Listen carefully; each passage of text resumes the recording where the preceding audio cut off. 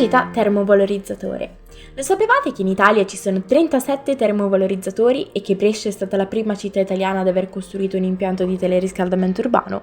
E che in seguito altre città lombarde come Milano, Bergamo, Cremona e poi del resto d'Italia hanno seguito il modello proposto da Brescia?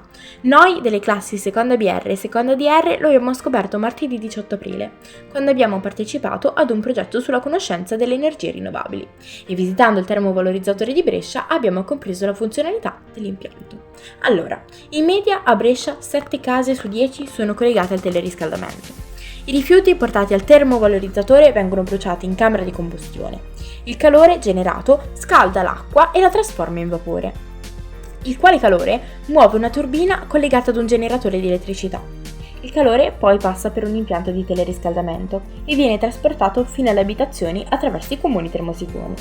L'acqua, dopo aver ceduto il calore, si raffredda e torna alla centrale, dove ricomincia il percorso. Oltre al termovalorizzatore, abbiamo anche scoperto la funzionalità dell'inceneritore, che serve ad incenerire i rifiuti urbani tramite la combustione ad alta temperatura, con l'obiettivo di eliminarli o di ridurne il volume.